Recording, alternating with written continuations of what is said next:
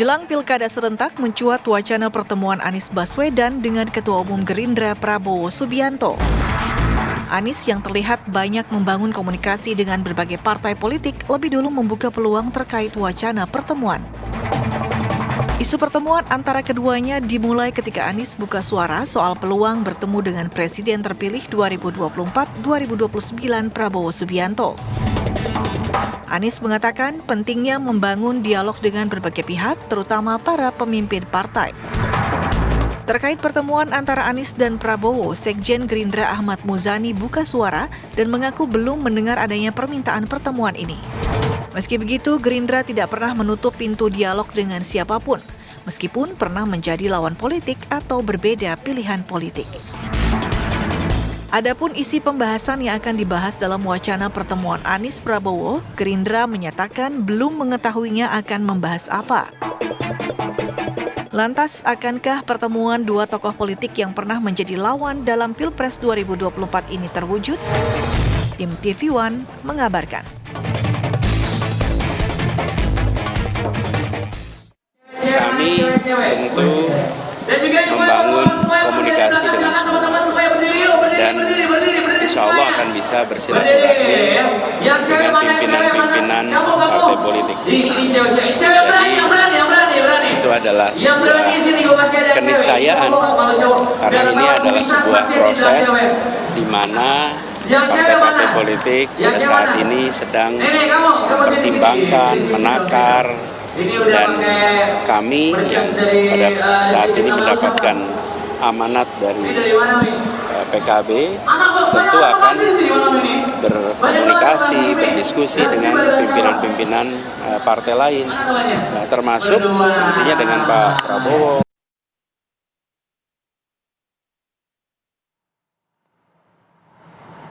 Ya, upaya membangun komunikasi dan juga silaturahmi ini akan dilakukan oleh Anies Baswedan kepada seluruh pimpinan partai politik termasuk Prabowo Subianto. Tapi di sisi lain, apakah ruang komunikasi ini juga cukup terbuka dari pihak Prabowo Subianto kepada Anies dan apa sih sebenarnya maknanya, tujuannya apa, niatnya apa? Karena kalau dua tokoh bangsa bertemu nih, apalagi menjelang pilkada, kalau nggak ada apa-apanya kayaknya nggak mungkin gitu ya. Pasti harus ada yang dibahas penting ini terkait pilkada tentunya. Betul, kita akan membahas mengenai hal ini dengan narasumber yang sudah hadir di studio. Sudah ada Bang Ahmad Riza Patria, politikus Partai Gerindra. Selamat pagi Bang Riza, Assalamualaikum. Selamat pagi. Kemudian juga kita masih menantikan Bang Billy David, juru bicara Anies Baswedan yang akan tiba sebentar lagi. Dan juga sudah bergabung bersama kami via Zoom, yakni sudah ada Mas Aryo Seno Bagaskoro, politikus PDI Perjuangan. Selamat pagi Mas Seno, Assalamualaikum. Selamat pagi. Waalaikumsalam Mbak Rate, Mas Alfat, pagi Pak Riza. Selamat pagi. Dan juga sudah bergabung bersama kami Prof. Burhanuddin Muhtadi, Direktur Eksekutif Indikator Politik. Selamat pagi Mas Burhan. Assalamualaikum. Pagi, waalaikumsalam Rati, Alfa. Ya, saya mau ke Bang Riza dulu yang sudah hadir di studio. Bang Riza, kalau melihat kan ini Anies sudah memberikan ibaratnya sinyal untuk dapat bertemu dengan Pak Prabowo Subianto, Presiden terpilih. Lantas, sudahkah ada juga mungkin sinyal lampu hijau begitu dari Gerindra? Baru sinyal apa udah nyambung, Bang? Sudah ada juga mungkin undangannya yang diberikan pada Anies kepada Pak Prabowo? Iya, yang pertama seperti sampaikan Pak Sekjen, sampai saat ini kami belum mendengar ya, atau menerima permohonan atau keinginan bertemu yang disampaikan oleh pihak Mas Anies ya, belum mendengar. Yang kedua ya, Pak Prabowo seperti kita dengar di banyak kesempatan, berbagai forum atau kegiatan selalu menyampaikan terbuka bagi siapa saja untuk berdialog, bertemu, berdiskusi, terlebih untuk kepentingan bangsa dan negara ya.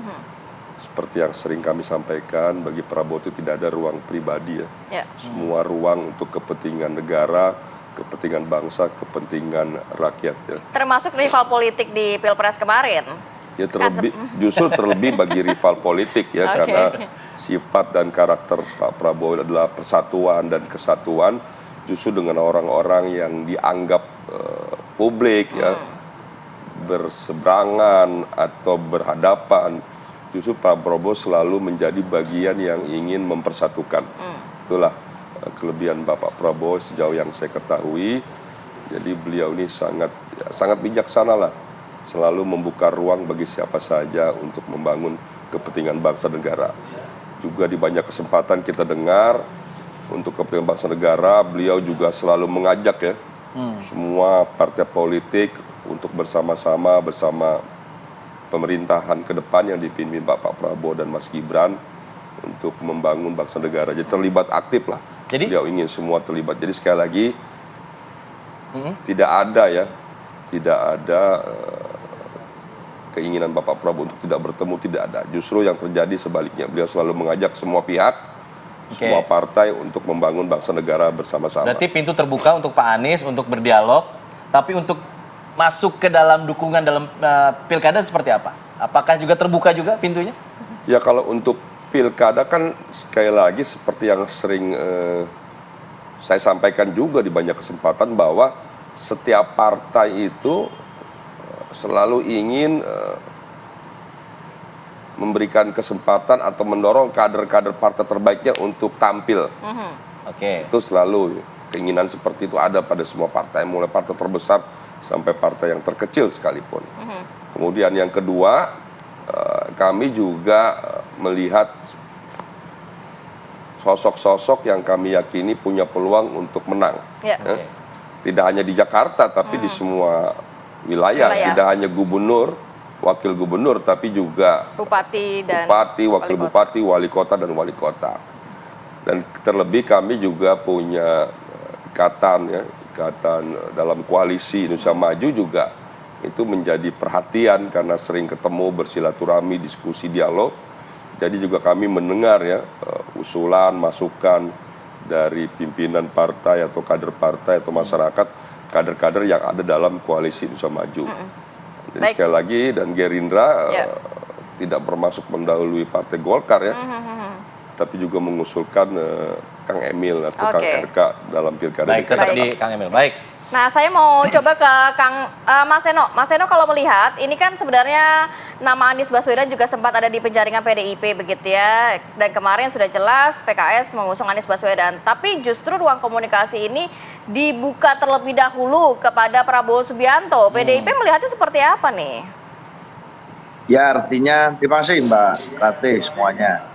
Saya rasa artinya ini menegaskan kembali apa yang sering disampaikan di dalam berbagai forum, bahwa logika pilkada di berbagai daerah, termasuk di Jakarta ini sangat mungkin itu berbeda dengan logika pilpres maupun pemilu sebelumnya.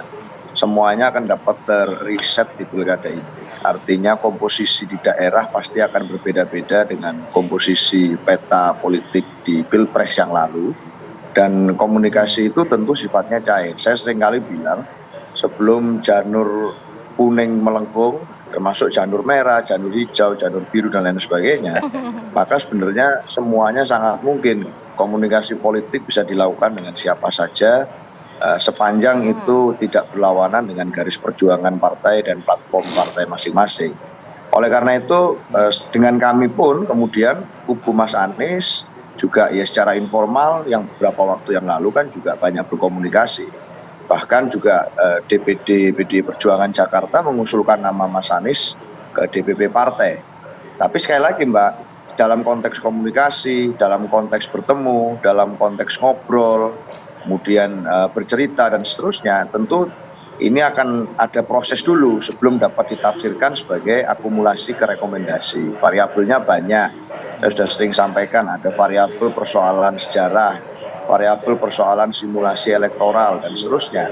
Oke, Mas Anies punya pendukung yang fanatik dan loyal sekian persen, dan itu secara basis elektoral kemarin pada saat Pilpres teruji lagi di Jakarta sekian persen. PDI Perjuangan juga punya modal suara sekian persen. Tetapi apakah pada saat Mas Anies dan PDI Perjuangan ini bertemu, kemudian elektoralnya ini akan termatematika secara langsung, sekian tambah sekian sama dengan sekian, atau bukankah ini ada potensi saling mengurangi satu sama lain? Nah, hal-hal semacam ini tentu yang kita sedang simulasikan, dan kami menghargai, kami yakin Mas Anies juga menghargai apa yang sedang terjadi secara internal dalam mekanisme di PDI Perjuangan. Semuanya sedang berjalan, tapi kami pastikan bahwa dalam tahapan komunikasi politik itu sesuatu yang sangat sah dan menunjukkan bahwa ini masih akan sangat cair ke depan. Saya rasa itu, Mbak. Baik. Baik, komunikasi politik masih cair dan masih menghitung matematika elektoral nih. Nah, ini udah bidangnya Prof. Burhan kalau udah bicara elektoral. Nanti saya ingin minta suaranya Prof. Burhan untuk mengomentari seputar matematika elektoral. Jika kemudian ada wacana PDIP merapat ke Anies Baswedan dalam Pilgub DKI Jakarta. DKJ, Daerah Khusus Jakarta. Usai jeda ya, Prof. Burhan ya. Kami kembali saat lagi. Tapi sini di Apa Kabar Indonesia Pagi.